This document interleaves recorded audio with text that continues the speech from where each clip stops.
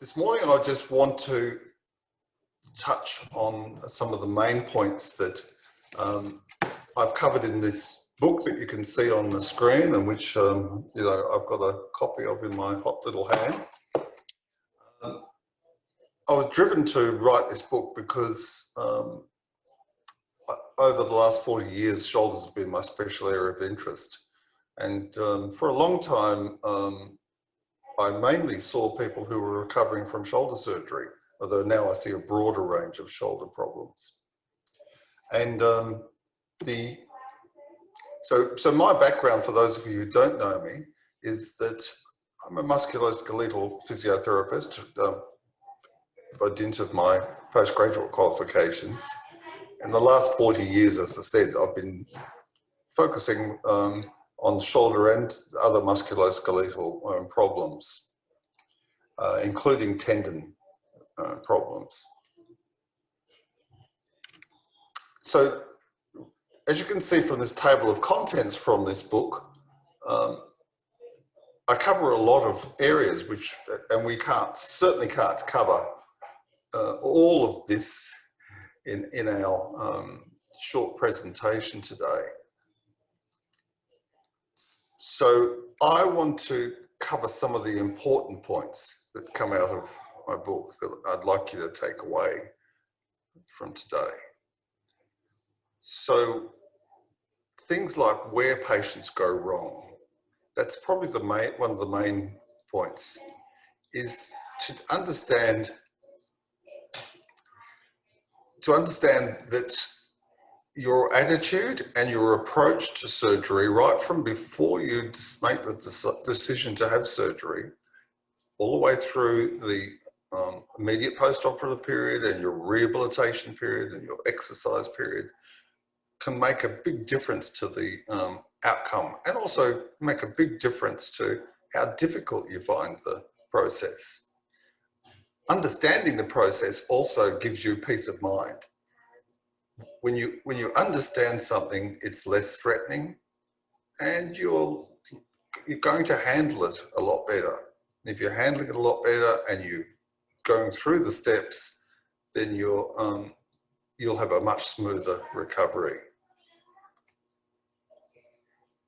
So we're going to talk about a little bit about how the shoulder works, for those of you who don't know anything about the anatomy of the shoulder, why you might need surgery and why you might not need surgery, and so the conditions that lead to it, the types of surgery that we are covered in the book, your preparation for surgery, managing your pain, and your approach to recovery from surgery, and also what health professionals might contribute to that recovery. So let's just talk a bit about the anatomy of the shoulder. The bony, oops, sorry about that noise. The bony structures are at the front is the collarbone coming across. You have the humerus, and the shoulder joint itself is the ball and socket joint between the humerus and the clavicle. Sorry, between the humerus and the scapula, and the clavicle comes across and joins onto the acromion process, which is part of the scapula. So on the screen showing the muscles, you can actually see how the muscles that come off the scapula, both at the back here, the infraspinatus, on the top, the supraspinatus, and on the front, the subscapularis, these send their tendons across and they form the rotator cuff. They do tend to blend into each other, so that there's probably not the gaps that this diagram shows. They tend to come in and form, surprisingly enough, a cuff around from front to back. Individually, they can make the arm rotate. When they work together, they hold the ball down into the socket and stabilize that ball, so it doesn't ride up against the acromion process above it. Between the acromion and the supraspinatus tendon here is a bursa. And that bursa is to reduce friction, but it's living tissue. If that's riding up and pressing against the bursa, you're going to get bursitis, an inflamed, thickened bursa. So these muscles are very important. If you lose parts of these muscles, then the shoulder, through tearing of these tendons close to the bony attachment, the shoulder's not very happy. It tends to ride up and press against the bursa. And the socket is, in this picture here, is deepened by a ring of cartilage so that the ball is held into that. So damage to the labrum, as it's called, that ring of cartilage, will also make the shoulder less stable.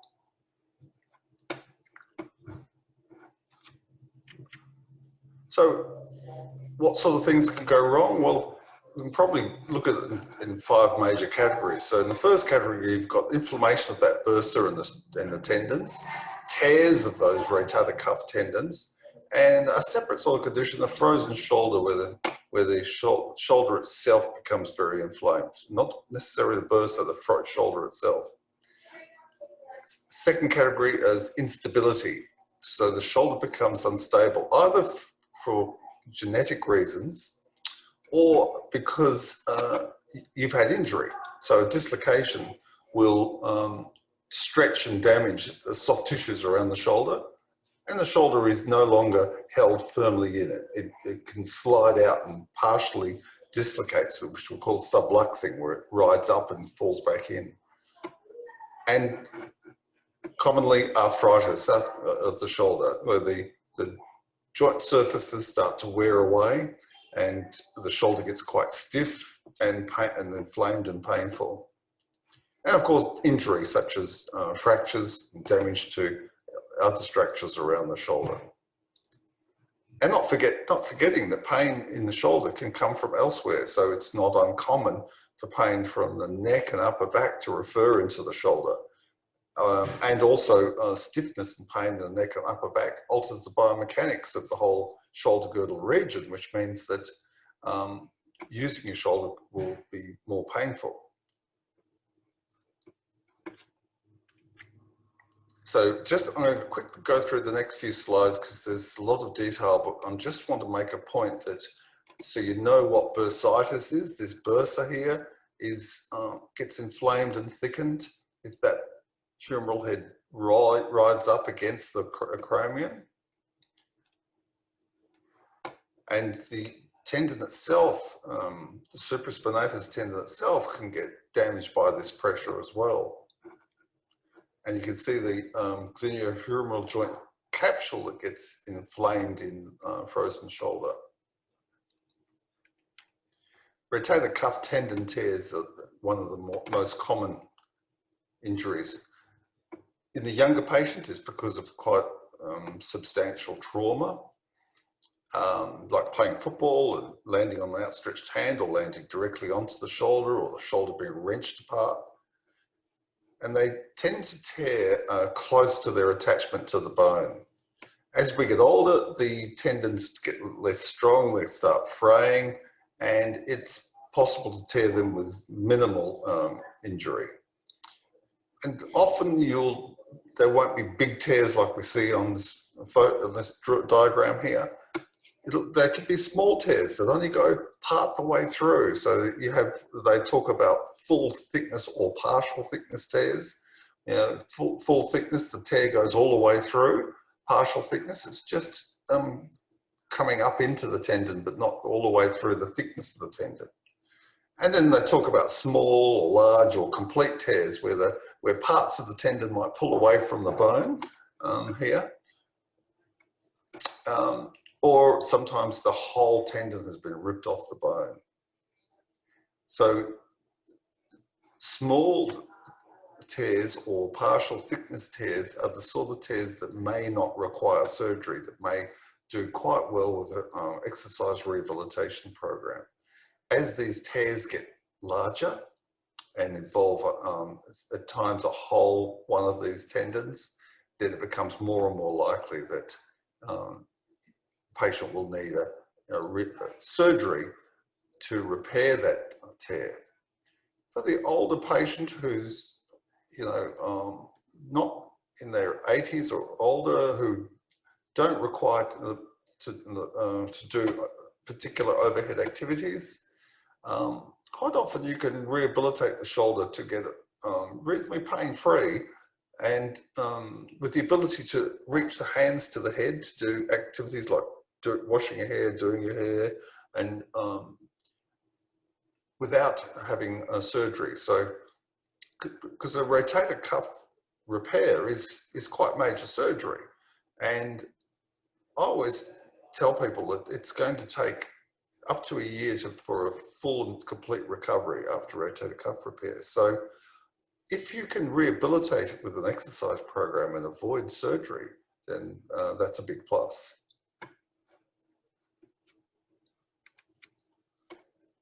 And I've mentioned shoulder instability, where you could have tears of this labrum, tears of the joint capsule, and some of the ligaments can get overstretched. All of these things lead to instability. And of course, it may just be that you were born with very lax shoulders and they dislocate easily. Either way, surgery can repair damage or tighten the shoulder up to help prevent recurrent dislocation or subluxation. Subluxing being where the ball doesn't come out of the socket completely, but just rides out onto the edge of the socket and then drops back in. Dislocation, of course, that it comes completely out and needs to be reduced by a doctor in a hospital. And arthritis, common in the shoulder, especially if there's been long-term rotator cuff damage or after trauma. So the cartilage that lines the surfaces in the shoulder, that lines the ball, lines the socket, starts to wear away until eventually there are patches without any cartilage covering the bone. So the shoulder then will be stiff, painful, a gradual loss of range of movement. And eventually it may require shoulder replacement. And of course, complex fractures like you can see here on this x-ray often will require surgery to stabilize that. And if it's too severe, it may require that half the joint is replaced, so a new ball for the ball and socket joint. So there's some of the common reasons. So that leads us to the common types of surgery, where starting with the simplest is arthroscopic acromioplasty and subacromial decompression. So that they go in with keyhole surgery to shave a little bit of the bone away underneath the acromion process to allow more space for the bursa and the tendon, and that decompresses that subacromial bursa. For cases where you've got a recurrent shoulder dislocation or subluxation, they can go in and repair the damage and often tighten the shoulder up so that it's not so unstable. The same with the acromioclavicular joint, where the collarbone comes across and joins on. That joint, after a severe injury where these ligaments are badly damaged or even torn right through, can become very unstable. And so there's a real drop down here across that joint. And there are techniques that they can do to stabilize that joint. The next two categories are the most common: rotator cuff repair, where the damage to the rotator cuff is such that it's, you're not able to sufficiently rehabilitate the shoulder with an exercise program. So they will go in and they will reattach the tendon to the bone, usually by putting little eye hooks into the bone there, and the stitches attached to, and pull the tendon across down to the bone to get it to reattach to the bone. This will, rotator cuff repairs require a period of time where the shoulder is immobilized in a sling, often with abduction sling with a small pillow under the arm. So that's usually about a 6-week process where no active movement, we're not allowed to actively lift the arm. It doesn't mean it can't be moved, it just means you can't actively lift it. And then once you're out of the sling, it gradually becomes more active. I'll talk about the stages of recovery in a little while. And of course, for joints that either have arthritis, where the shoulder joint is pretty much worn away, or if there's been severe bony damage from injury, then you can have shoulder replacement. It may be a hemiarthroplasty, where only part of the joint, usually the ball, may need to be replaced, but not the socket. Or a standard replacement, where they're putting a new socket in and a new ball on the top of the arm. So you've got both sides of the joint replaced. And then there's a reverse total shoulder replacement, which we see more commonly now, where it's turned around so that where there was a socket, there is now a ball, and where there was a ball on the top of the arm, there is now a socket. And that allows for a more stable shoulder if the rotator cuff is badly damaged. And so people will get a much better result than if the rotator cuff is badly damaged. So, preparing for surgery. I mean, you have a whole process that you have to go through before you make that decision to have your surgery. You know, you've got to have failed to respond to a conservative rehabilitation program. Most people don't want to dive straight into surgery unless the damage to the shoulder is sufficient that it's obvious that you're never going to recover with a rehabilitation program. Most people, though, have trialed a rehabilitation program over some period of time, you know, anything from 6 weeks to 6 months. And if they're failing to improve with a rehab exercise program, with or without injections into the bursa to reduce the inflammation, then they would be considering moving on to getting surgery to correct the faults in the shoulder. Having decided that surgery is the way to go, they will have spoken to an orthopedic surgeon. So they will have been referred, usually by the GP, to an orthopedic surgeon and talked through the options, and the orthopedic surgeon will have given them information about the sort of surgery that is recommended. So then it's a matter of preparing both yourself and your home for what the post-operative period will bring. You can prepare your shoulder. A prehabilitation program is used more and more for not just the shoulder, but for knees and hips, is trying to improve the mobility, improve the strength, and settle some of the inflammation in the shoulder before you have the surgery. So especially this applies to people who haven't been having any rehabilitation program beforehand, who are just going straight into having surgery. The better you can improve your mobility and strength, the better and quicker the recovery after the surgery. So a lot of orthopedic surgeons are referring people for an exercise program, referring them to physiotherapy for an exercise program for at least a couple of weeks before the surgery.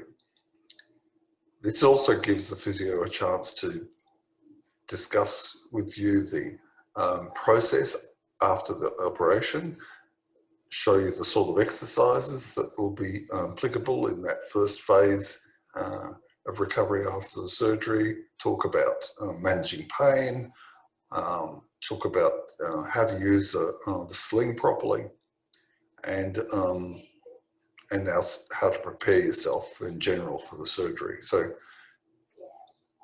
there's a lot to be said for a prehabilitation program. Preparing your home. I mean, in my book, one of my longest chapters is about preparing yourself in your home for shoulder surgery. If you're going to have a rotator cuff repair or a shoulder replacement, for instance, you're going to be in a sling for several weeks, and that means you've pretty much got one arm out of action. If you live alone, then you need to have some sort of help in the first couple of weeks. If you live with partners or family, then you need to be able to enlist their help. And there's a range of things that you can do to prepare your home for surgery. One of the simplest things to do is to put your arm in a sling or tuck it into your side and hook your thumb into your belt and walk around your house doing all the normal things that you would do and see how you can manage without both hands in action. You'd be surprised how difficult it gets. So simple things like showering become quite complicated when you've got one shoulder out of action. In the beginning, you can't actually use that arm at all to help yourself shower or toilet or clean your teeth. So these are things that you need to work through. There are also things that you can do. You can set yourself up at home with a place where you're going to be able to sit and relax, that you have things handy. And yeah, you just need to go through the whole process of thinking things through. If you have, if you're going to have helpers, then you need to get them educated as to the sort of help you're going to need in that first, especially in that first couple of weeks. And of course, if you're in a sling, you won't be driving during that period. So you need to think through things like transport.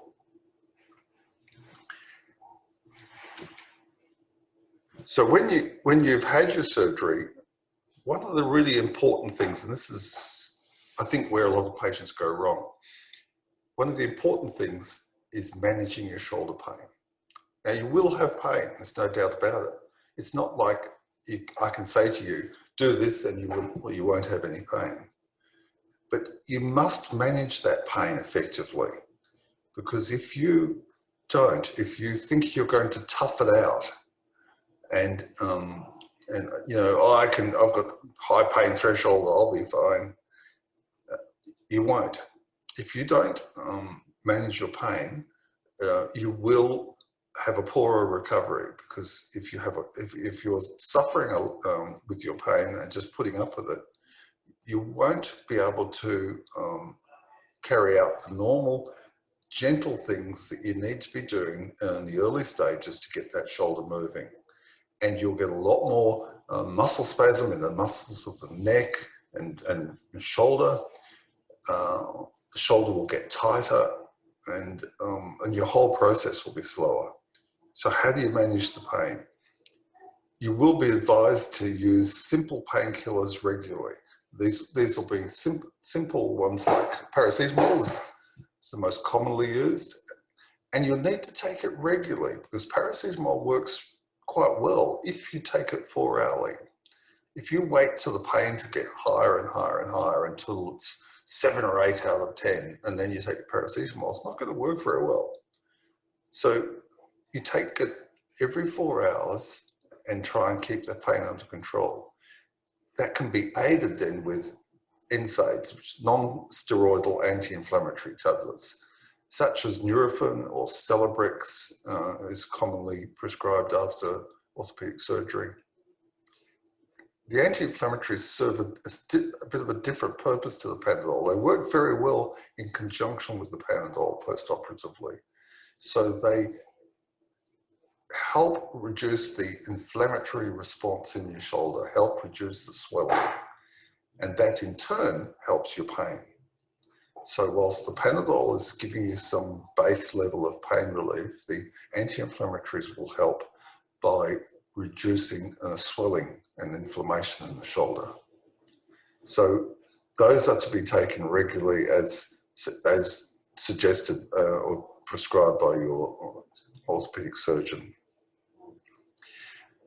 Now, depending on the sort of surgery you've had and how much pain that surgery is causing, you will, especially in the first week or two, need some help with stronger painkillers. So these would be opioid painkillers, and they're just taken as needed to hit the peaks of pain. If you're getting an increase in pain at a certain time of the day, then you would take some of these opioid painkillers to bring that under control.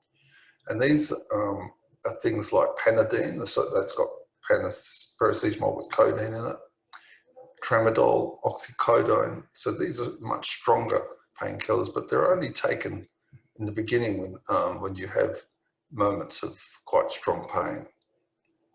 And outside of drugs, there are other things that you can do to help with pain, non-drug things.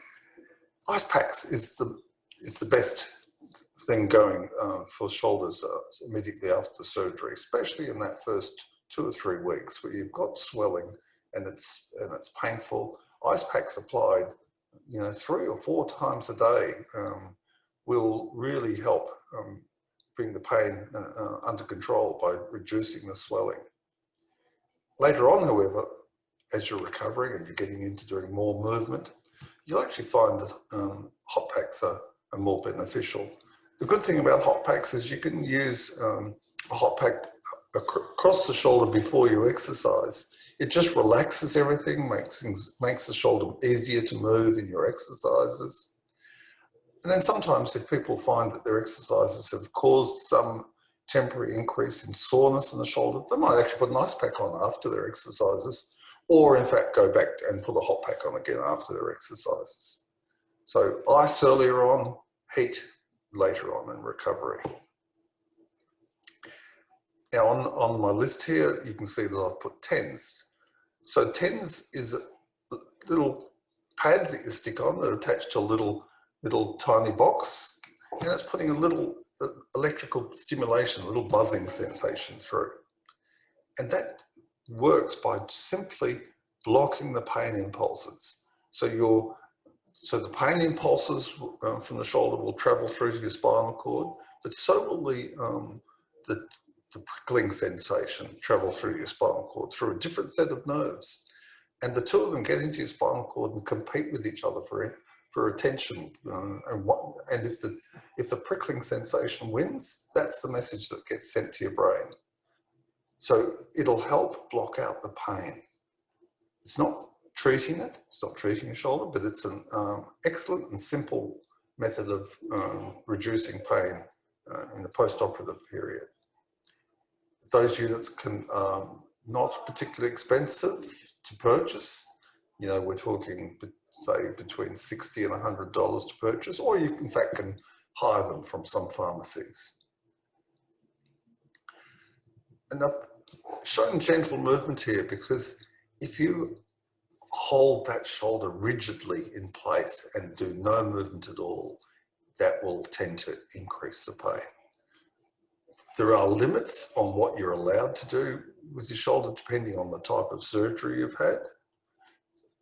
However, within those limits, you can move that arm and move it gently supporting it with the other arm, putting your arm underneath it and supporting it and moving it around gently, will actually give relief of the pain.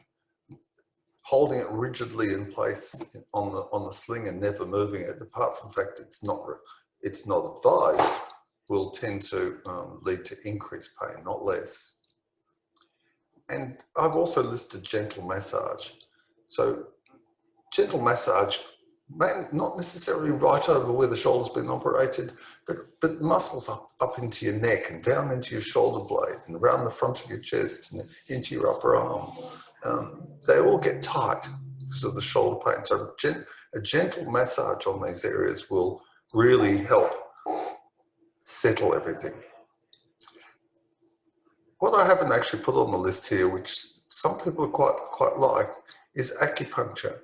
So if you're someone who's had acupuncture before and found that it's beneficial for pain, acupuncture can help reduce the pain you get post-operatively. It doesn't seem to work for everyone, but certainly if you've had acupuncture before with benefit, then by all means you can have some acupuncture to help reduce your pain post-operatively. Personally, I like to manage pain also with meditation. So if you've learnt meditation before, meditating on a regular basis post-operatively can help you relaxes the muscles around the shoulder and helps with coping with the shoulder pain. So managing your shoulder pain is a very important part of having a good recovery. But of course, as I said in the book, exercise, there is no option. You will, no matter what the surgery you've had, you will be exercising. And you'll be exercising in some cases for quite a long time to get full recovery. If you've had major surgery, like a rotator cuff repair or a total shoulder replacement, if you stop exercising too early, you will not get the best out of that surgery. You keep going and for as long as necessary, which could be up to a year, that you're doing specific exercises to help improve both the range of movement and strength. So as I've shown in this list here, the exercises can be looked at in various phases. The first phase, and each of these phases varies depending on the type of surgery, so how long each phase lasts and how strict the movement restrictions are in each phase. So phase one is protecting the joint but having some very early movement. Now, if you've just had a subacromial arthroplasty to reduce the pressure on the tendons and the bursa,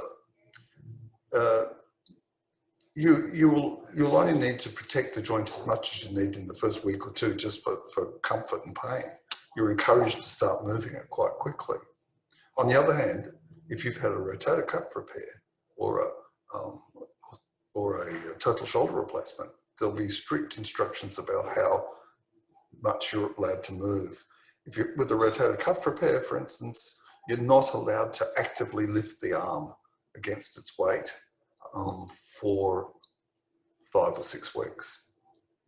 You can move it with lifting with the other arm, or your therapist can move it around, or you can bend forward and do exercises where you're letting gravity move it around, but you're not allowed to actively lift the arm because that's going to put stress on the rotator cuff repair. So that's all important in that first period. So how long that phase one lasts will depend on the type of surgery you've had. Phase two, where you're doing active assisted. So these tend to overlap these phases a bit, and some of the exercises will run through from one phase to the next. Active assisted is where you're trying to move the arm actively with the muscles in the shoulder, but you're helping it with the other arm. So that's the active but assisted movements. It could be assisted with your other arm, it could be assisted by someone else, it could be assisted by gravity, but there is activity in the shoulder. So like if that was a rotator cuff repair, that wouldn't be until you were coming out of the sling. You know, so it might be 5 or 6 weeks before you get into phase 2 exercises. And it progresses from active assisted to actually active exercises where you're moving a limb under its own steam without help from the other arm. And then that rolls over nicely into the next stage of early strengthening. It takes quite a long time, for instance, for a rotator cuff repair to have good strength. So when you're getting up around sort of somewhere around 10 to 12 weeks, you're gradually starting to do some strengthening work. At first, that will be quite light strengthening work against TheraBand, stretchy band, and that band will be very soft band to begin with, not hard band, so there's not much resistance. And in specific directions, it's still not going to put too much stress on the repair. And there are all sorts of other areas around the shoulder that you need to strengthen and work. So there's a big range of exercises you can be doing at that stage.